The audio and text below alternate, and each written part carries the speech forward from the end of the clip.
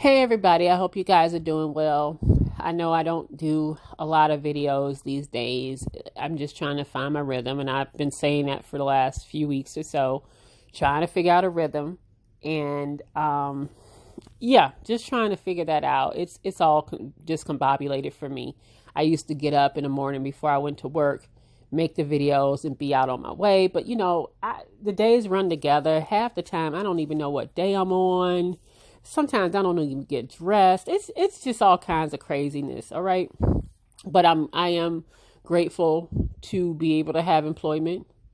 I'm grateful to be able to do what I do, and that's why I try not to complain about it. I'm just trying to figure out my rhythm here. And so when I go missing or I don't make any videos, it's because sometimes I just don't have the time, because work seems to be a lot more at home, all right, than it was actually getting up and going out of the house. All right. It's just something about being in the house can drain you, and it can be a bit depressing. Some people love it. I personally, I look forward to the day when I can actually go to a building that's other than home. I do. I'll probably complain about it once I go back. But for now, I do look forward to the day when I can go back out and just have a regular schedule. But anyway, I wanted to talk a little bit about Kenya Barris's BlackAF, and it's based on his actual family. This is Kenya Barris's actual family. That's his wife, and he has 6 children. And when I saw BlackAF trending, first of all, I didn't even know that he had a show on Netflix. And I saw it trending, and I saw a lot of the criticism that came along with the show. A lot of people were saying, BlackAF, how could he call that? He don't even have no black kids. Like, how you gonna make a show and you don't even have black kids? Blackish. This is just Blackish. And, I wanted to talk a little bit about that. Now, Kenya Barris, if you don't know, he is the writer, creator of shows like Blackish, Mixedish, Grown-ish. He also wrote Girls Trip. He actually helped create America's Next Top Model with Tyra Banks. So he got a skin in the game, and he's had skin in the game for quite a while. But what he decided to do a while back is to create a show based loosely on his family, and that was Blackish. And then you had the spinoffs. So basically, Blackish is loosely based on his family, with his wife, his actual wife, is named Rainbow. Her name is Raina, but they call her Rainbow. She's an actual doctor. She's an anesthesiologist, just like Tracy Ellis Ross's character on Blackish. All right. Dre is an ad exec, but of course he's not an ad exec. Dre grew up in Compton. Kenya Barris grew up in Inglewood. All right. So Blackish is loosely based on his family. He tried to make it as parallel as he possibly could. And I believe when he decided to make BlackAF, he decided because it's on Netflix, he had a little bit more range, and he could basically, it's Blackish with a lot of cussing. If you watch it, if you get into it, it's basically Blackish with cursing in it. Okay. That's kind of what I concluded from the show. But he made Mixedish based on his wife's upbringing. He made Grownish more alone to align with, I guess, his oldest daughter. Okay. And I'm kind of tired of the issues. I don't think he needs to make any more. He really, really does not need to make any more. I'm shocked that Mixedish has lasted as long as it has. I have tried to get into the show. I cannot do it. I absolutely can't do it. I like Grownish, I really do, but I have I've kind of gotten over Blackish, and I don't watch it like I used to. I used to kind of think it was funny, and now I've just you could tell something's different. I don't even know if his hand is in that show anymore since he's moved off to Netflix. I don't know how much writing he's actually doing on that show anymore, but something's different about it. And I just don't really get into it the way I used to. But it is his brainchild. It is loosely based on his family. So anyway, I checked out all of the criticism on Twitter when it was trending, I was looking at it because I honestly had I don't know, any interest in watching it. All right. I'm trying to get into Money Heist and all these other shows. My son wanted me to watch Money Heist. So I decided to go ahead and watch this, just sit down and binge it. Right. And that was hard to do. That was hard to do because, to be honest with you, BlackAF started off really slow for me. And I was just absolutely certain I was not going to get through this show because it started off really slow. And I was like, I don't want to really watch this. Now, if you haven't watched it, let me just tell you the premise of it is, I already kind of told you the pre-premise of it is loosely based, or it's based on his actual family. Okay. He has 6 kids and he has a wife who, this is played by, Rashida Jones here. That's Quincy Jones's daughter. Okay. She's a lawyer in this show. She's a stay-at-home mom, but she was a lawyer. And basically, it's a mockumentary. His daughter, Drea, is trying to, I guess she's submitting a documentary to be considered for film school. So she's basically following her family around. Her father, of course, is Barris. He is playing himself. And they got kids and the kind of like zany, weird, quirky things that they get into and how they navigate this space being as wealthy as they are, but they're Black, right? So to speak. And they're navigating a very white space. And so that's pretty much the show. It's Rashida Jones, I think, does fine in the show. I don't care for her as an actress, but I think she does fine in the show because she's used to mockumentaries. She's done The Office. She was in The Office, which is a mockumentary, just looking at the camera, talking, Parks and Rec. So she's used to this. I think he made a good choice when he decided to go with her because she knows how to do that. Yeah. So the first few episodes were really, really difficult to watch because they were just so boring to me. And I was turned off by the fact that he had these, kids that were just cursing up a storm, and it kind of like reminded me of very bratty white kids who sit there and like cuss their parents out. And I just wasn't feeling it. I wasn't feeling it, but I decided to go ahead and follow through, keep watching it, just keep watching to see if I would like it. And so maybe by the 4th, 5th episode, I was like, okay, this show isn't completely terrible. It's okay. It's okay. I kind of liked it. Like by the 5th episode, I was kind of into it. And there were times where I did even chuckle because I started to it started to gel for me. Now, the criticism that Kenya Barris is basically getting here is that he is once again making a show with a lot of beige people. And there are some Black people that feel triggered that once again, here he is making a show and had the nerve to call it Black AF or Black as fuck, but it's very light on the Black. And I saw the other side of the argument, like, well, Black people are never happy. They're always complaining. This is a man who has been successful. He's made a success and he is basing it off of his family. So what exactly do you want him to do? What are you triggered about? What are you triggered about if he is basing this on his family? And I see both sides of this. I do. I promise you I do.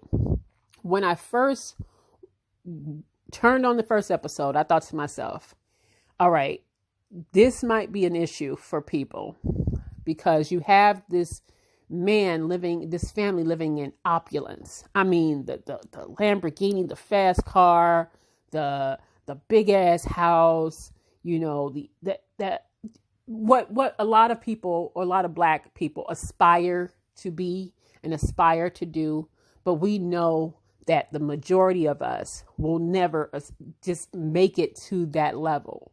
All right. So sometimes looking at shows like this can be triggering anyway. So because you see this person living in opulence, and not only do you see this person living in complete opulence with bratty kids, his daughters are extremely bratty. If you watch the show, they're cussing at their father. He's cussing at they're just very, very bratty kids, and they're yellow. I mean, that's the best way to.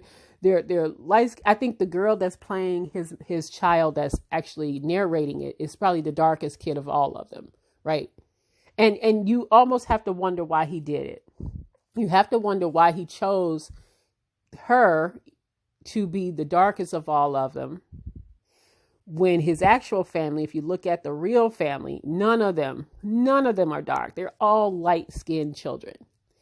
And like I said, that triggered a lot of people. Have this family living in opulence, and again, it's people aspiring to be in that position. But here he is with a biracial wife and a lot of very, very light children.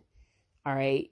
And that bothered a lot of people. And you're calling it BlackAF. Now, me personally, I think that Kenya Barris was trolling. I absolutely think. Now, he could very well be aloof, which I'm going to get into if he's just missing the mark and he doesn't get it. Like he really doesn't get it.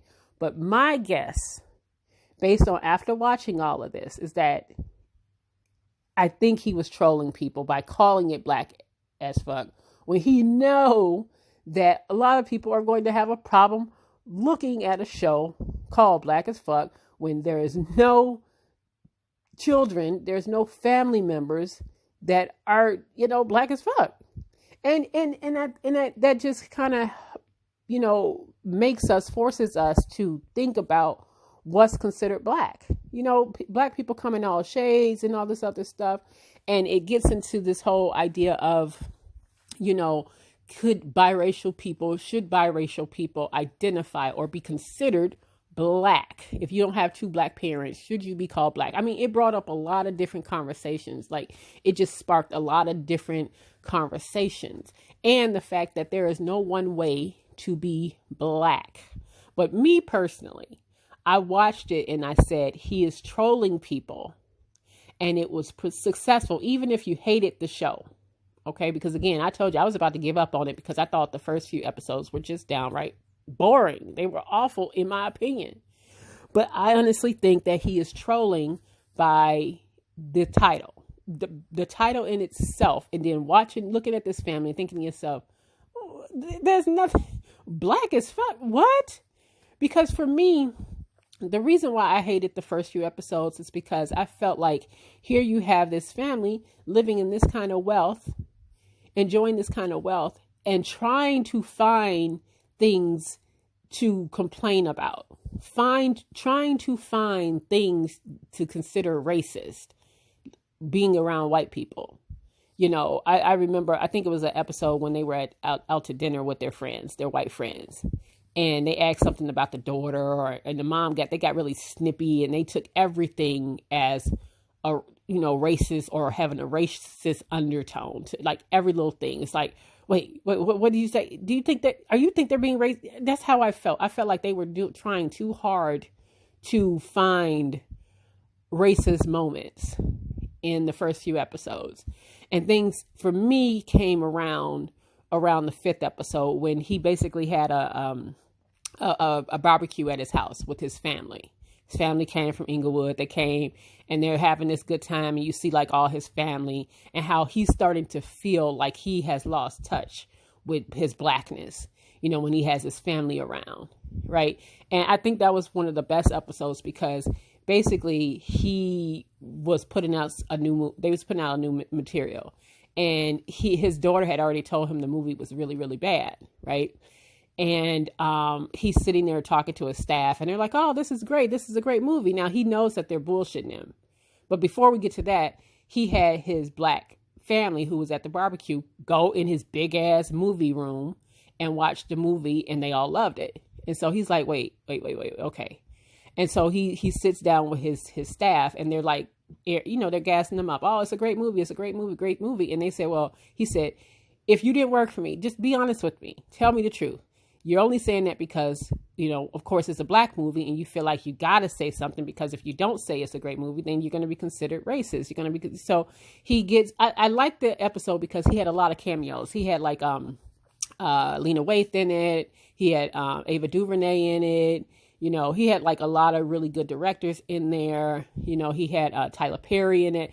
And basically, this episode for me summed up the entire show. This episode for me summed up the entire show. And that is that you have to basically, you know, dance to your own beat in this, and that people aren't going to necessarily like every little thing you do, but you just have to roll with it. And that's kind of how, just to watch kind of Tyler Perry in his element and to see him cursing and this, it was just kind of funny to me. I really did enjoy that episode. I thought it was actually a pretty decent episode. I really did. And that's when I turned the corner on this show and said, okay, I'm kind of liking Kenya Barris now based on this episode. But I do understand the criticism that he's also getting. I do. I see both sides here. I really do. Okay, let me just on one hand defend what he did here in this show. I don't think that he is wrong. If he wants to write a show based on his family, based on how his family looks, I don't think he should be criticized if all the kids look caramel colored, because that's how his kids look. And I don't think that necessarily that should rest on his shoulders and his shoulders alone. Okay. Because again, it's his family. If he was just making a sitcom, a regular sitcom about no one in particular, doesn't have anything loosely, it don't have anything to do with his family experiences, he's just making a sitcom, then I would say, okay, yeah, you need to start bringing some more color in there, because this is the problem we're having right now, is that you're trying to appease white people, and we see it. We feel like a lot of these shows that pick lighter skinned people, that pick biracial people who play black, so to speak, you're trying to make it comfortable for white people. But in this case, I don't necessarily think that he is wrong if he is making a show about his people. Now, that being said, I do feel that there's been an erasure of blackness on television. And that doesn't fall on him, solely on him.